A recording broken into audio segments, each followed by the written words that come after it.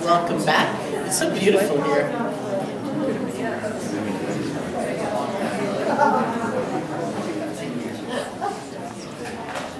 So I always have the best time in Tucson. Thank you.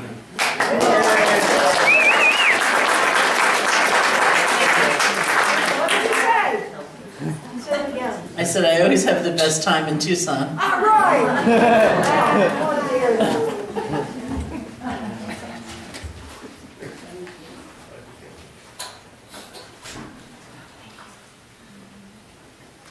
So, compassion, and then equanimity, which is sort of interwoven, but can also be emphasized in its own way.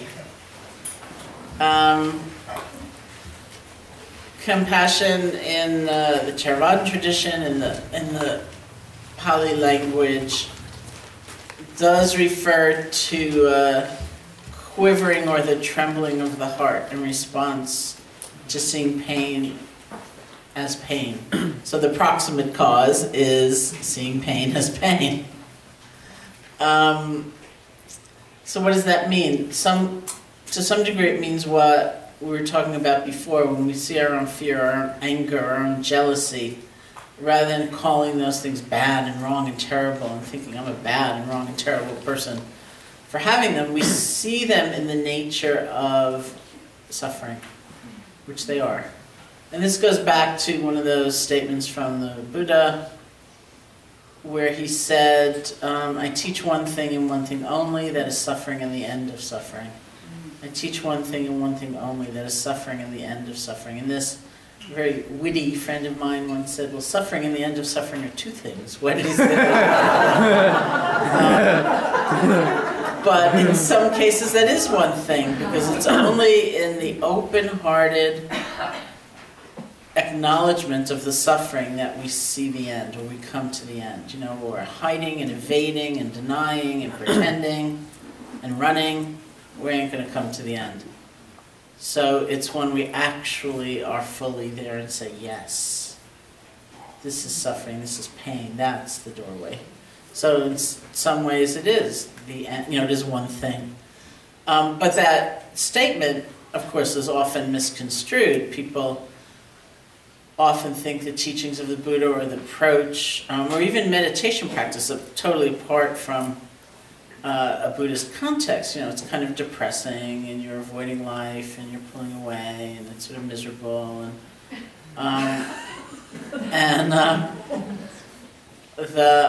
Years ago, the New Yorker magazine had an article on the Buddha, and I read it, and in it, the author said something like, according to the Buddha, the purpose of life is to suffer. And I thought, oh, that sounds so good. Sign me up for that. You know? And of course, that's not at all what the Buddha said, right? I teach one thing and one thing only, that is suffering and the end of suffering. But you will hear an awful lot of disparagement about the negativity. But I will say, you know, I went to India when I was 18, and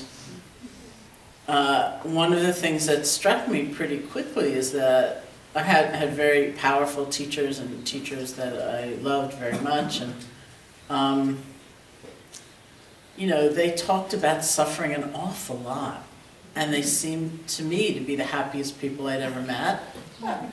And I reflected back on the, you know, my family or the conditions I'd come from, and it seemed to me that no one ever mentioned suffering, like that was completely forbidden. They didn't seem a lot happy either. You know, so there's something in that acknowledgement, like, this is actually something we share. That even though we do not share the same measure of pain, you know, some people have a really hard lot in life, and other people maybe not so very much. But for everyone, life is insecure, it's unstable, it's uncertain. We don't know what will happen, except that we will die in the end. And so that knowing should be something that brings us closer together. We should have more of a sense of, we should be taking care of one another, rather than having pain or difficulty when it's our own, feel like it's humiliating, something we need to hide. When it's someone else's, then it's, certainly in this society, so much of a sense of, well, let's just tuck them away, so that I don't have to deal, because that's too unpleasant. And it's so off kilter from how things really can be, and I think should be, which is that deep knowing of the potentiality, our vulnerability, should really bring us together. And we should have that sense of wanting to care and take care of one another. So that's like the genesis of compassion, is that knowing. It's not that suffering is bad, that it's wrong, that it's aberrant, that it's only me, that it's only you. But that this is part of the nature of things, it's part of life's experience, and we can care for one another. So the far enemy of compassion is cruelty. It's the total opposite. And I often think of cruelty as having such a powerful sense of the other, that what happens to that other just doesn't matter. Because it's like inflicting pain on an object or whatever it might be. So that much separation, that much alienation from a sense of connection is like cruelty. And the near enemy of compassion is something that's also translated in a variety of different ways, and this is a little more difficult to sum up. I think some of the difficulty is because words change meaning or change feeling tone through the years. Like if you read early translations of different Buddhist texts, they talk about pity as a very positive thing. It was a positive word. It's the way we use the word compassion. Nowadays, when we hear the word pity, and sometimes people say it's the near enemy, it's not exactly classically that way, but it's because the way we use the word pity more nowadays, which is a little bit contemptuous almost, like you're a mess, but I'll be nice, kind of, and so it's a very different flavor to the word. The sense, sometimes the near enemy of compassion is translated as sorrow or grief. And this is also confusing because it doesn't mean grief like in the Western psychological sense of grief. The near enemy of compassion is a state of being overcome. So it's not like we're seeing pain and our hearts are moved and we kind of go there and we feel at one. It's more like, oh my God, I'm exhausted. It's like being burnt out, basically, we would say these days.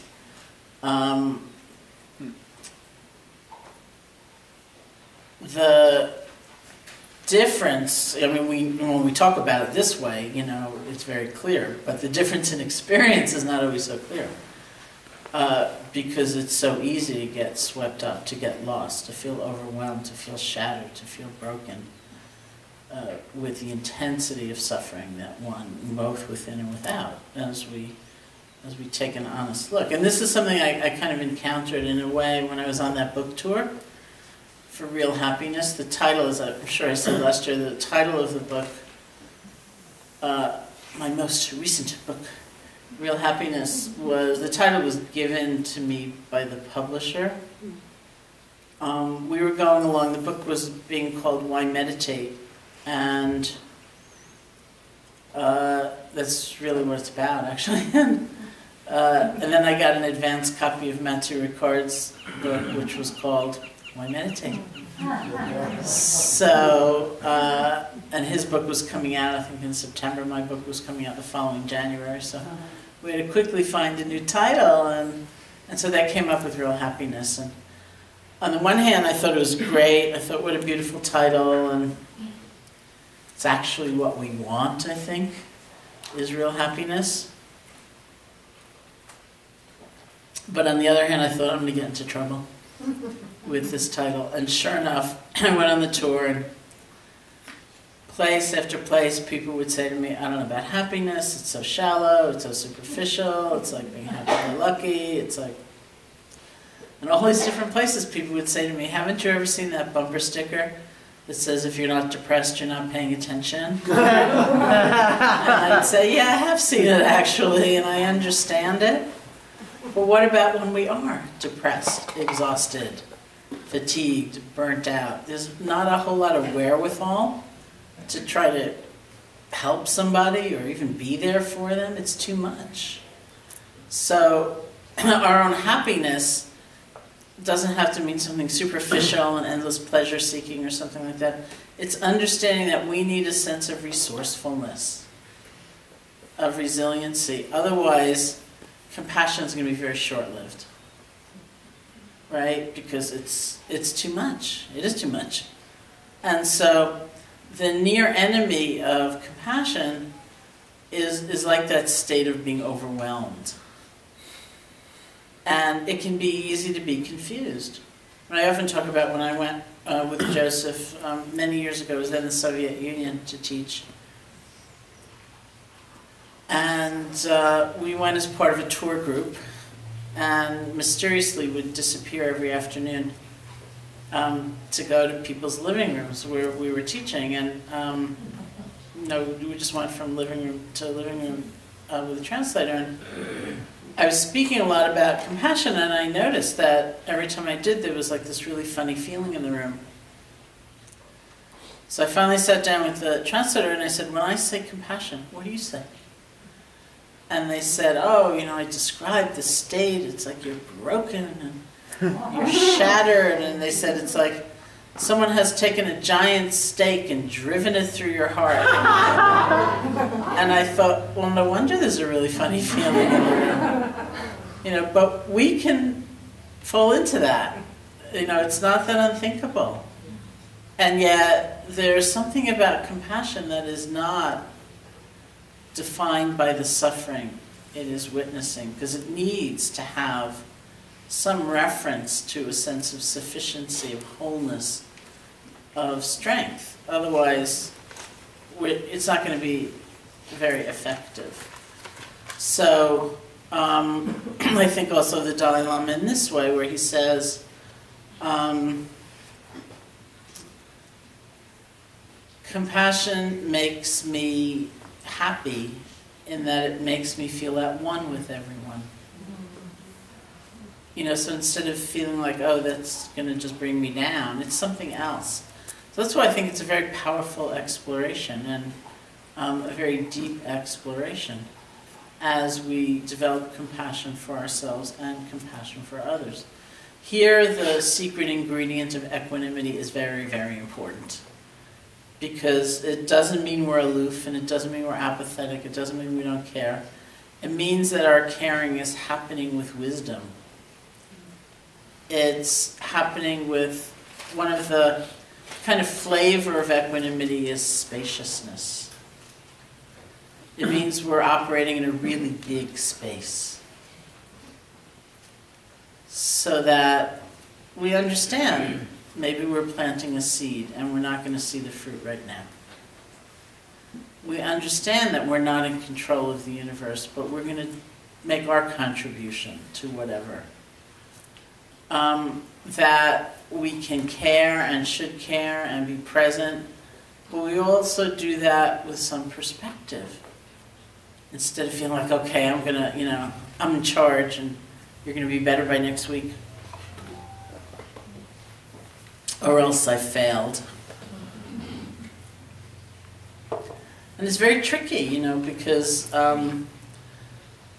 we want genuine equanimity and we want that fusion. I often use the example taken from what's actually a meditation instruction in Tibetan Buddhist teaching of, in that meditation instruction they say, look at the thoughts and feelings that come up in your mind as though you were quite an elderly person sitting in a playground watching children play. Look at the thoughts and feelings that come up in your mind as though you were quite an elderly person sitting in a playground watching children play. So I really use that in this context, rather than as a meditation instruction ordinarily. So what does it mean in this context? Let's say you are quite an elderly person. You've lived a life, you've seen a thing or two. You've probably watched a lot of change, you've probably had to let go of a lot. And there you are sitting in the playground watching children play. And you see this little kid completely freaking out because they broke their shovel. You're not all cold and mean. It's not like you go up to them and you say, hey kid, it's just a shovel. Wait till you have a real problem. Wait till you have a mortgage or arthritis or something like that. No, it's like you're tender, you're caring, you're present, you're loving. And you also don't fall down on the ground sobbing because the kid broke a shovel. Because shovels break.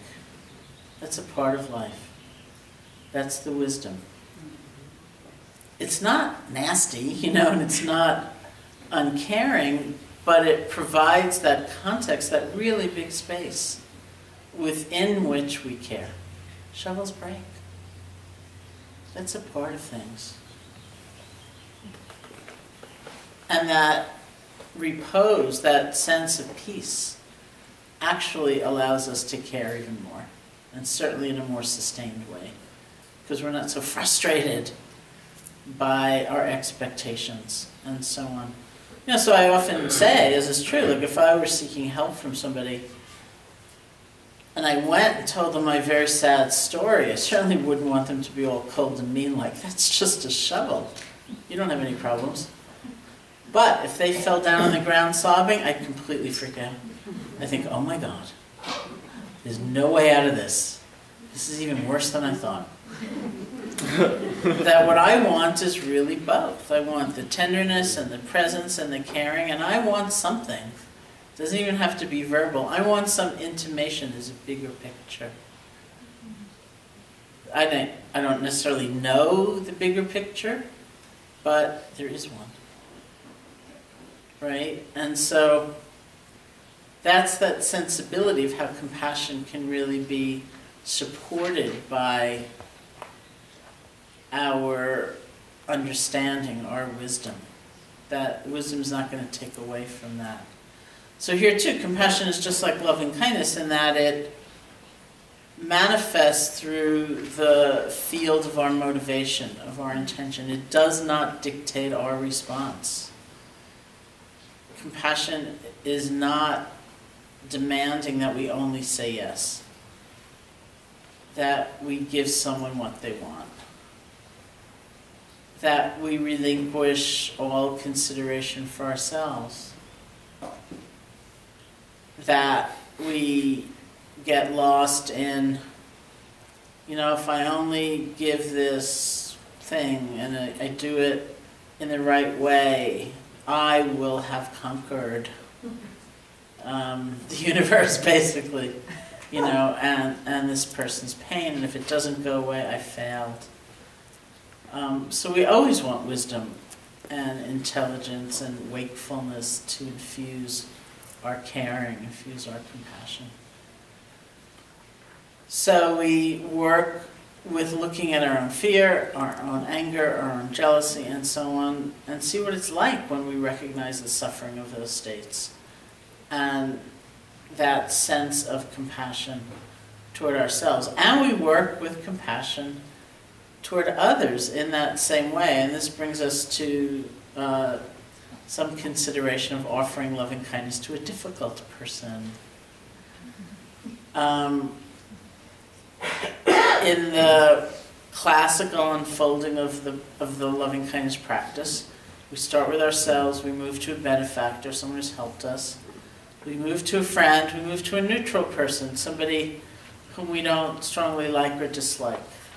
And in that situation, in that part of the practice, we often choose somebody who maybe we see periodically who plays some role in our lives that we don't really know, we don't have a strong hit of, as liking them or disliking them. Somebody, the checkout person, supermarket, dry cleaner, somebody like that. and we offer loving kindness to them. And the category, the next unfolding of the practice, is loving kindness to a difficult person. And we move from there to loving kindness to all beings everywhere. So any given sitting that you might do at home, it's unlikely, extremely unlikely, and maybe even undesirable to try to fit all that in. So the basic bookends are starting with loving kindness for yourself and ending with loving kindness for all beings everywhere. And what you do in the middle might be different. The one we just did had that flavor of sympathetic joy, like a friend who's doing well, compassion, a friend who's struggling. That may be true for your life on a certain day. You maybe go to the dry cleaner later and you really want to include the dry cleaner, or you may be intrigued or challenged by or inspired to work with a difficult person. The feeling tone of what evolves with a difficult person is usually that sense of compassion. And this is confusing on the surface until you really work with the experience of it. To have compassion for a difficult person doesn't mean you're applauding their difficult actions. It doesn't mean you're hoping they get to prevail and do it again. It doesn't mean you think what they do or what they've done is negligible. It means more that kind of resonance, like, ooh, you know, making those choices, being that cut off. That's not a good state. And wishing that someone be free. Now, I just did a 28-day meditation challenge on my website, which we seem to do every February. Because when the book first came out, Real Happiness, it's called Real Happiness, Power of Meditation, a 28-day program, and it came out in January, so we did it, and February, conveniently enough, has 28 days, so it's a total coincidence. So last year was 29, though. Last year was 29, so we had a party in the last day. We did. So this was the third year, and it's really fun. So, and somebody wrote a question to me, and they basically said, you know, I don't feel good about my metta practice because I'm doing metta practice for a difficult person, but I keep thinking, well, you know, if they were only happier, they wouldn't be such a jerk, and my life would be easier, and that doesn't seem really good to me. Shouldn't I have like a pure, you know, loftier motive in doing that? And I wrote back and I said, no, it's fine. You know, and it is fine, because it's true, right? Like, where do those actions come from? Okay, so the evolution of a relationship is usually more toward that side of compassion. Like, where do those actions come from? That's real suffering, whether one knows it or not. It's also taught, and this is a basic principle for loving kindness practice, that if you're offering loving kindness to a difficult person, it's suggested that you not choose right away the most difficult person. Like, that's what I said yesterday. I find that's not a popular meditation instruction. There's something in us that seems to want to go right to the edge, you know. And if you want to, then you will. But, you know, the reason it's not suggested is because we are exploring lots of terrain. Like, what does it mean to have compassion for someone but refuse to give in?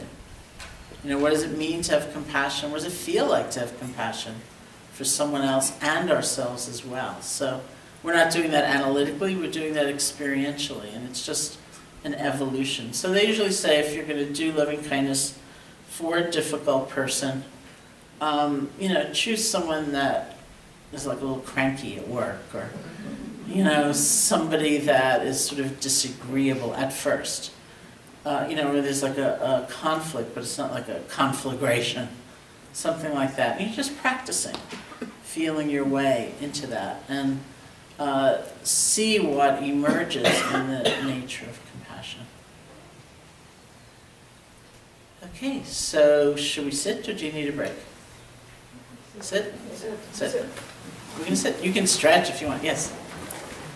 Did you say what you call right there in the Oh, I will. That's afterwards. Yeah.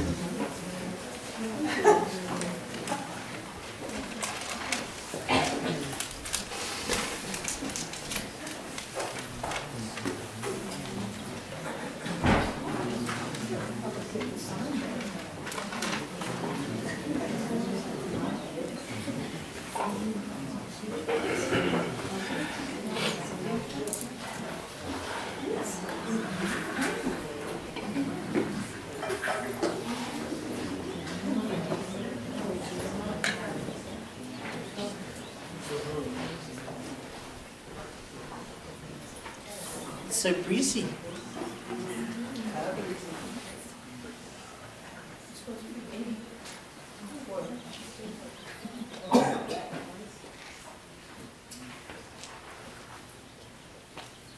Okay, so once again, if you could sit comfortably, find that place in your body where you feel there's some energy, but you're also relaxed. And you can close your eyes or not. Let your attention settle on the phrases of loving kindness for yourself.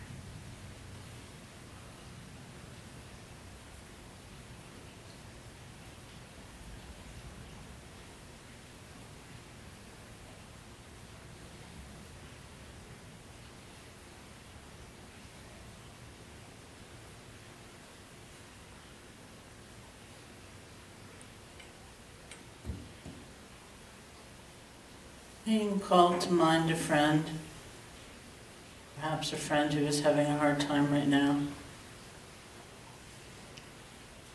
and offer the phrases of loving kindness to them.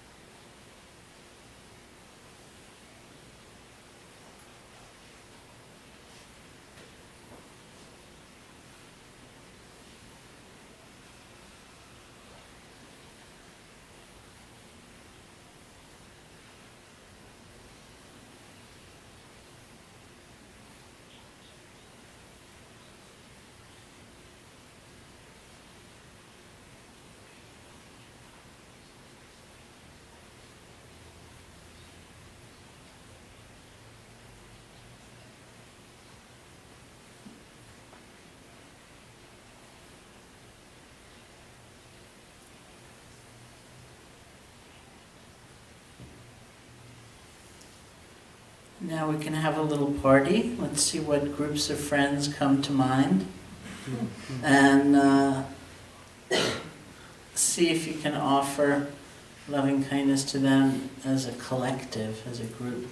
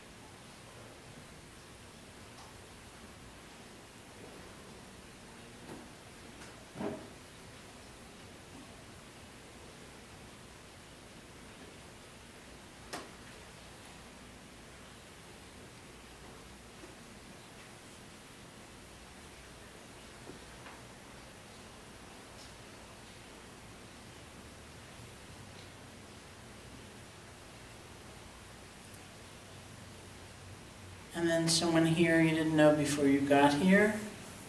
Still might not even know their name, but just get a feeling for them.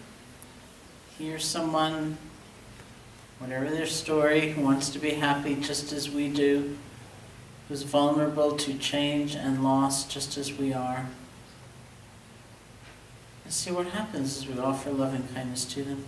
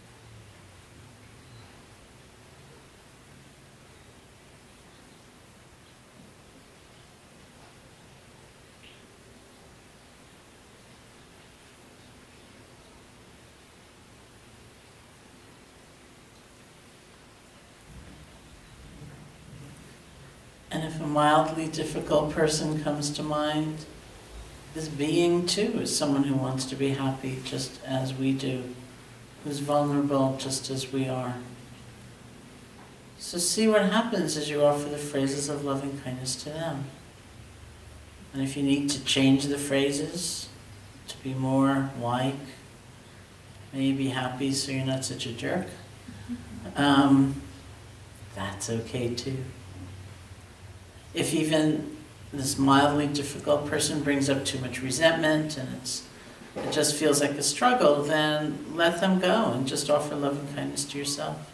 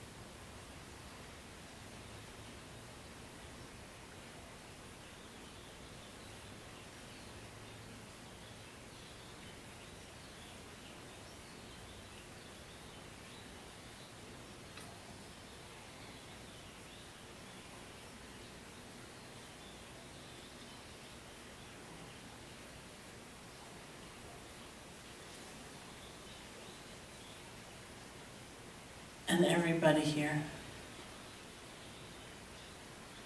including yourself.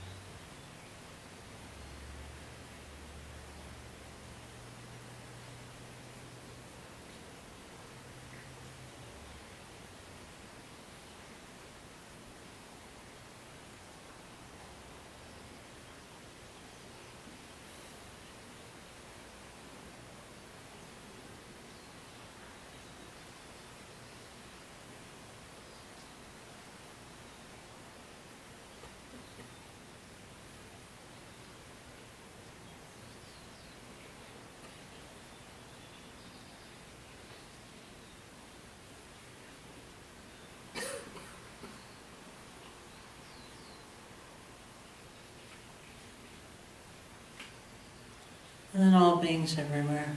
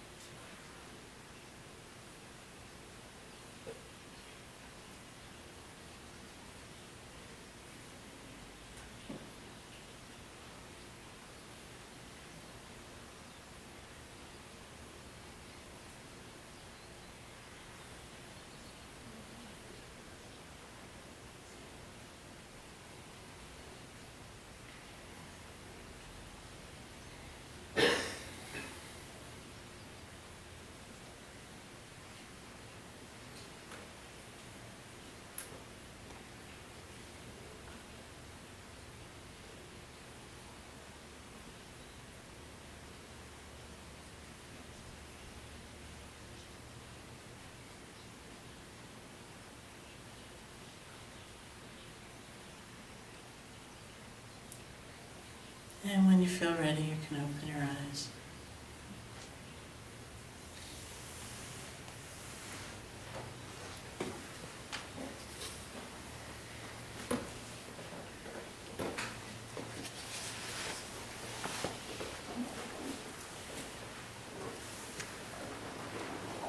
Okay, now we're going to take a break.